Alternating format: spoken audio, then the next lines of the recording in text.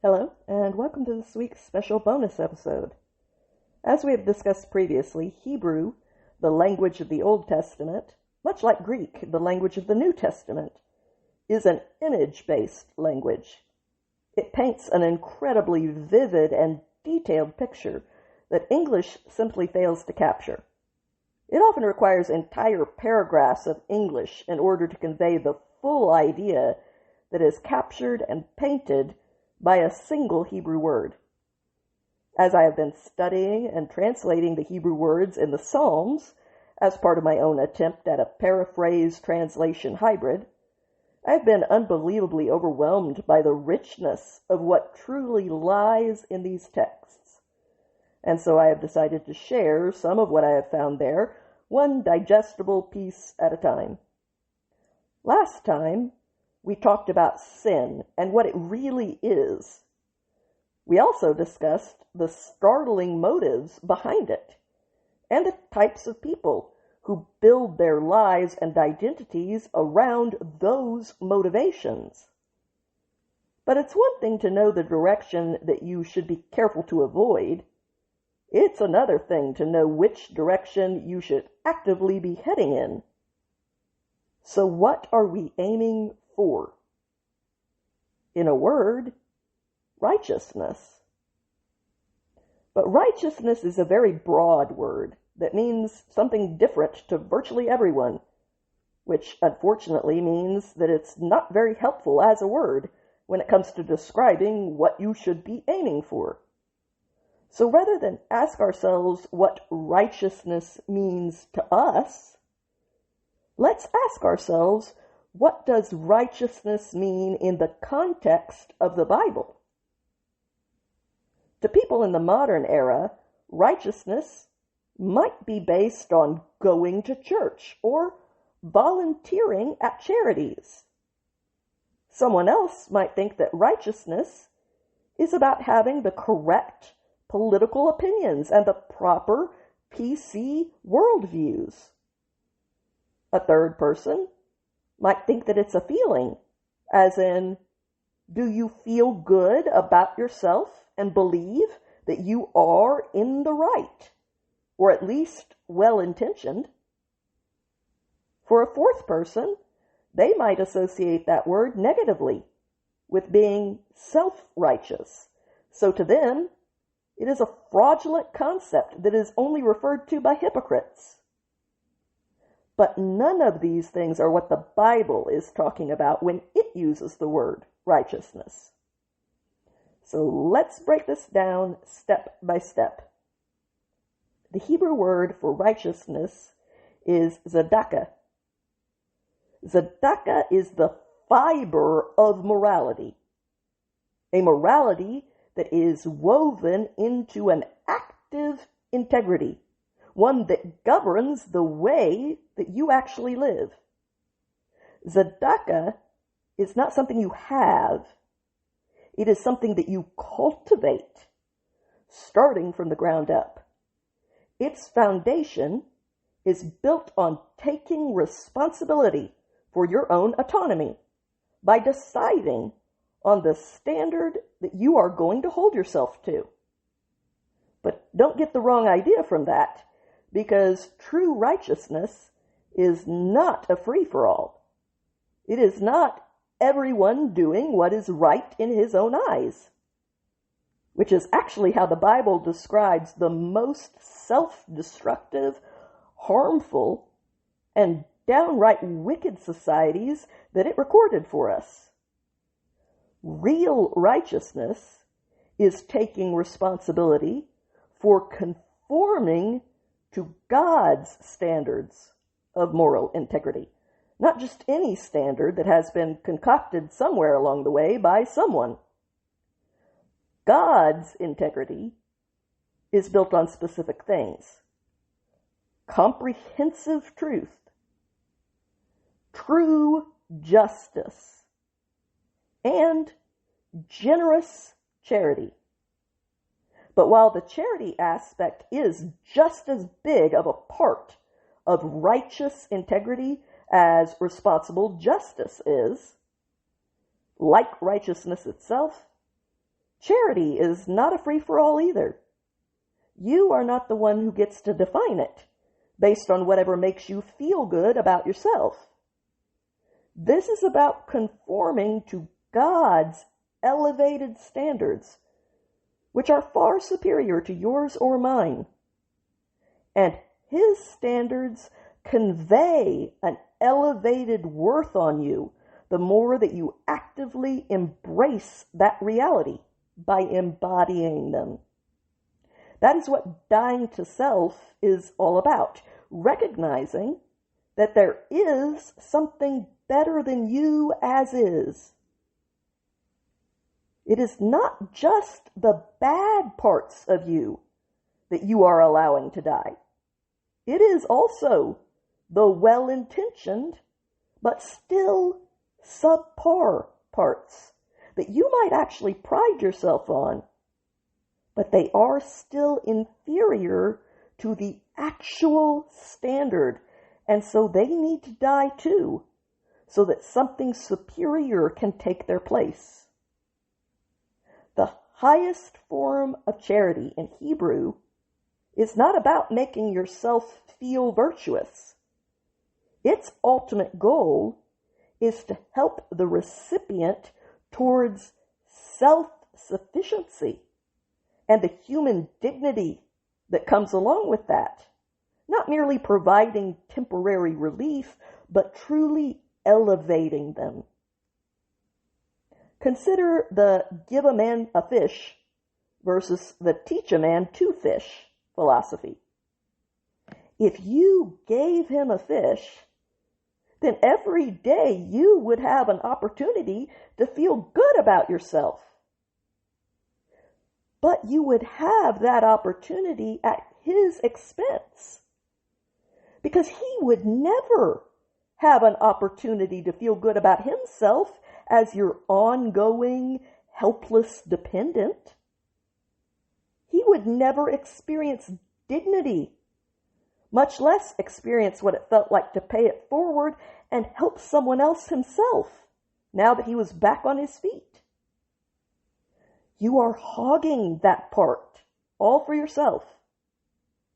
And selfishness is the antithesis of charity. True charity is about a hand up, not a hand out, because that is what truly elevates the recipient. In that light, is it charity to provide an addict with clean needles so that he is hopefully a tiny bit safer as he continues to shoot up the life-threatening poison that enslaves him? Well, ask yourself this: does it elevate him or merely provide temporary relief? So to circle back around to righteousness, which encompasses both charity and justice, tzedakah is an aligned moral integrity. But aligned with what? Aligned with zedek. The root word of tzedakah is zedek.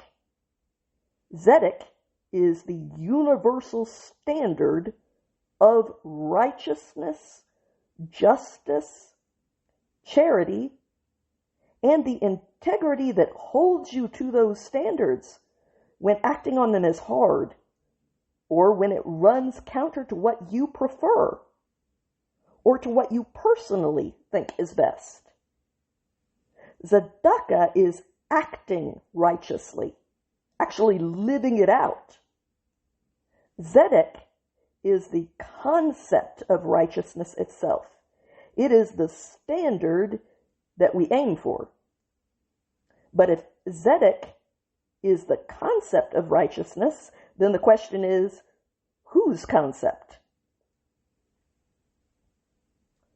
Tzedakah is the word for your righteousness. It is a combination of the word tzedakah, acting righteously, and a suffix that means your, referring to God. This is the righteousness of God's actions. That is what sets the standard. What does he do? And what does that say about the internal standards of integrity that he responsibly holds himself to? God's righteousness, based on this word, zedkachah, is not a feeling or a concept. It is not even merely a state of being. It is an action-based practice. Zedkachah is the example that he sets for us, showing us the standards actually being applied and expressed in reality through actions. Actions that were thankfully recorded for us. But here's the thing.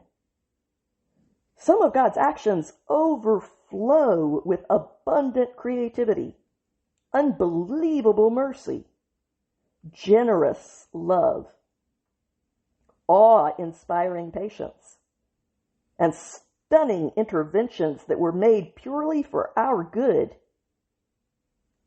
Other actions don't sit so well with people. So when that happens, and it will, you have to ask yourself, whose perspective is flawed? God's or yours?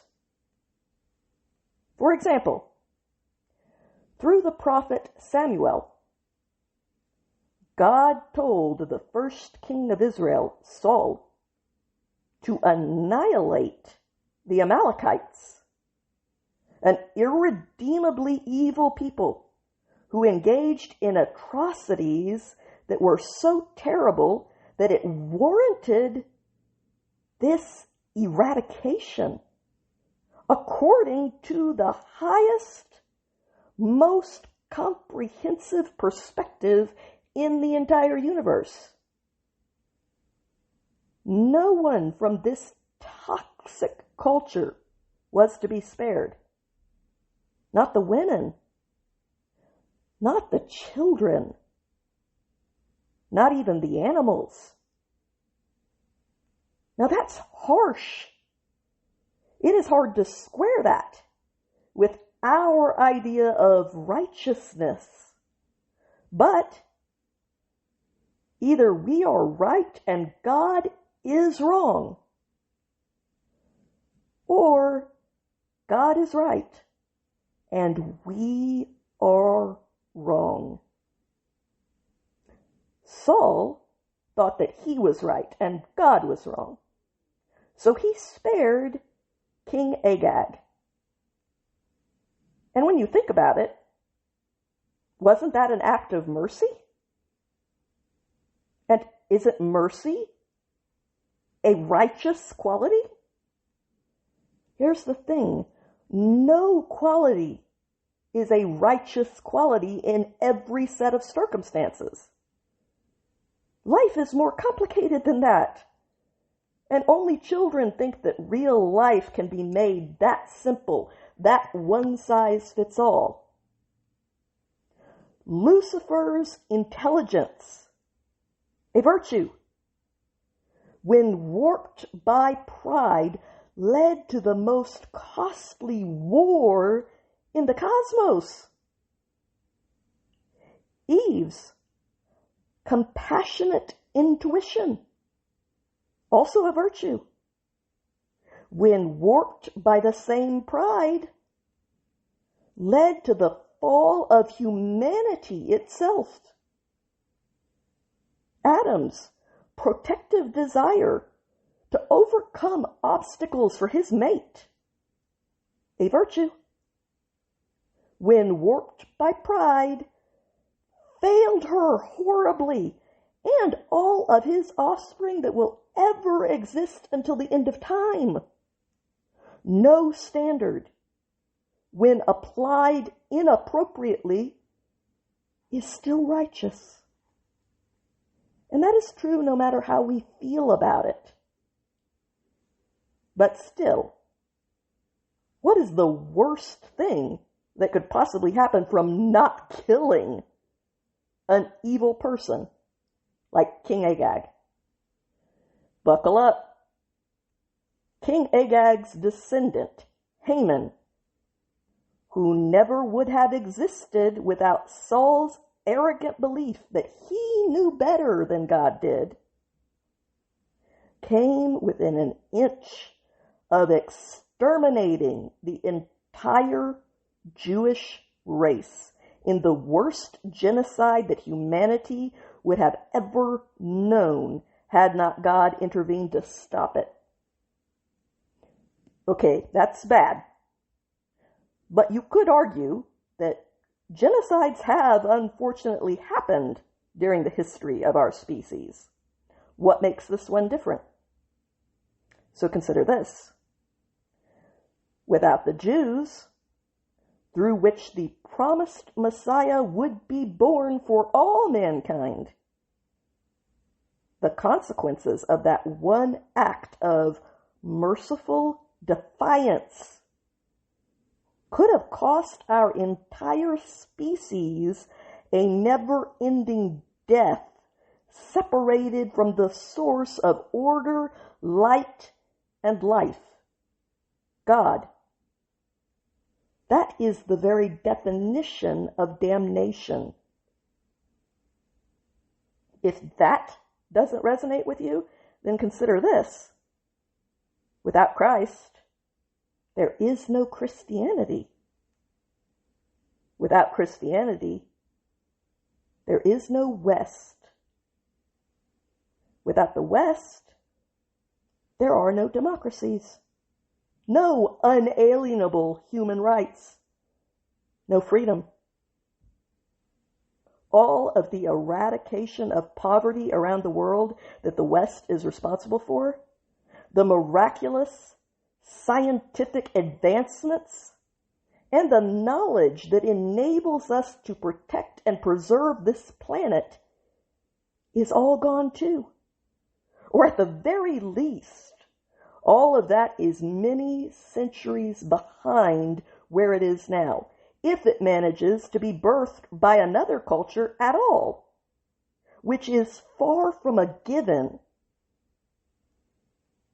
If the West had never risen, then what you see in the non-West today is what the entire world would be. Only worse, because most of those places were and continue to be subsidized and influenced by the West and its aid. Without the West, the world is an impoverished, mostly illiterate group of warring clans with a bare minimum, if any, advancements on the technological front. Not killing King Agag almost did all of that. The spiritual and the real world cataclysms. So the next time you think that an action that God took seems cruel, ask yourself two questions. One, is it more likely that you see this problem and its ripple effects more comprehensively than the creator of every single cell in the entire cosmos? Or is it more likely that he knew what he was doing?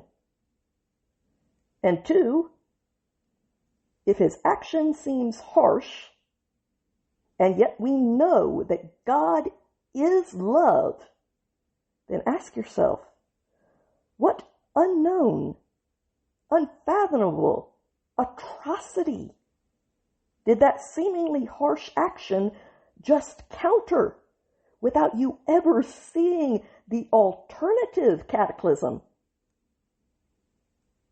Which brings us to our next point. The righteous, or Zadok, are people who acknowledge God's superior insight, superior love, mercy, standards, and lived integrity. And that acknowledgement is lived in their own chosen actions. It is not just a theoretical acknowledgement. A theoretical acknowledgement that does not translate into actions isn't worth much. The righteous rely on Him and His point of view, not on themselves and their own. They do this because it is just a fact that He is superior in quality to them. The Zadok are the people in this world who take responsibility for conforming themselves to His standards of moral integrity. And as a result, they are the people who embody them in the way that they live their lives and in their treatment of others, even when no one is looking. But I suppose the real question is, why do the righteous trust God to this degree? To the point that they would subsume who they are and their instinctive standards in order to embrace His instead. Because they know that God is holy. But what does that word really mean? The Hebrew word for holy is kadosh. The main trait of kadosh is that it is other. It is cut off, uncontaminated, entirely pure, making it uniquely sacred. Kadosh is awe-inspiring purity. A purity that does not mix with anything common, habitual, or unclean, because its unique purity serves a purpose that it will no longer fill if its purity is destroyed by being even slightly diminished or diluted. That purity is what the upright orient their lives towards. The Hebrew word for upright is yashar, and it means exactly what you would expect it to mean if you stop and think about it for a minute.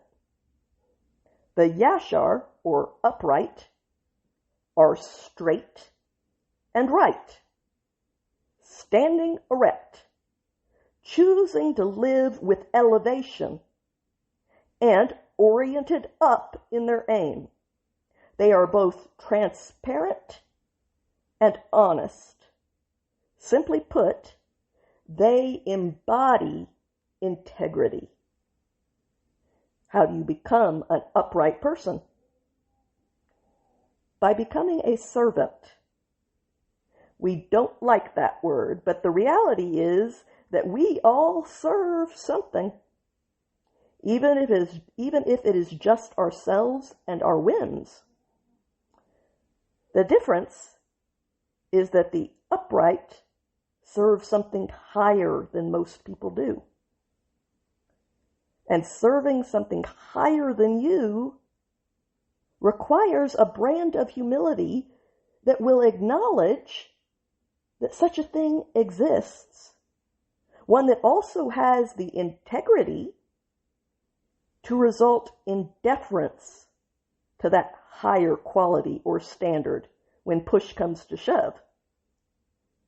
And deference cannot take place without an honest self-assessment first. One that honestly concludes that you are not, in fact, all that. And you're quite often flat out wrong. The Hebrew word for servant is eved. The core meaning of eved centers on work, on labor.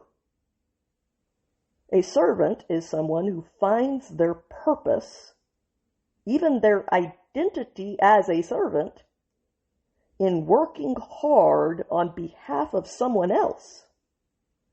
A servant follows in the footsteps of the one that he serves and does whatever is needed. And a servant is bonded to the one that he serves. He belongs to them.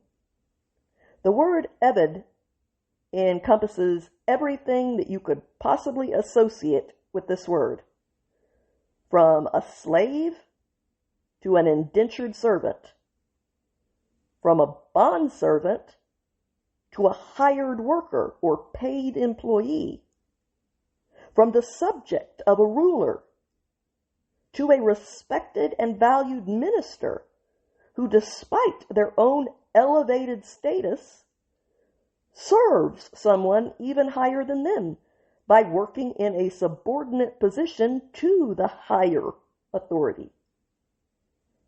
Eved implies servitude, but in biblical law, it also implies a familial status where the servant is part of their master's household, a concept that is often described as a bondservant, someone that was usually a fellow Jew who was in dire straits and therefore sold themselves into servitude for 6 years and was then freed again at the end of that term. Making a commitment to them, taking them into your house for 6 years, being legally responsible for them, was an act of charity that helped them get back on their feet, giving them a chance to start again. In this biblical servant relationship, there is mutual benefit, not a one-sided one. And there is an implied mutual loyalty to this relationship as well. But ultimately, whether we are talking about a bondservant, a public servant, an employee, or even a slave, the root of the word Eved is about labor, hard work. So a biblical servant is someone who, in any of those varied social statuses, devotes the efforts of his labor to another, someone who is higher and who outranks them. So to sum up, Zedek is the universal standard for righteousness that we are all aiming for, or should be. But righteousness has to be lived, not felt. And tzedakah is the action of righteousness. Zidkacha is the word for God's actions, all of which are righteous, which gives us the blueprint of the standard that we are aiming towards and conforming to. We conform to God because He is kadosh, so pure in His uncontaminated state that He is awe-inspiringly sacred. The Yashar are those transparent, straight people of integrity that aim up towards that higher plane of unpolluted existence. And they do this by being humble enough to recognize when something is higher than themselves, and then building the purpose of their life around serving that higher good as an Eved, becoming a hard-working member of the extended family as they are taken into the home of the higher good that they deferentially work for and devote their efforts to. That gives us an idea so far in our episodes of who God is, Yahweh, the purpose that his rules serve, which is healthy and profound connections, the principles at the foundation of reality, truth, and faithfulness, along with the reality-creating word and the interactive method that God uses to teach us how to orient ourselves around these foundational things. What sin really is, misplaced aims, and what we should be aiming towards instead, which is an elevated, righteous integrity, one that transcends our own instincts.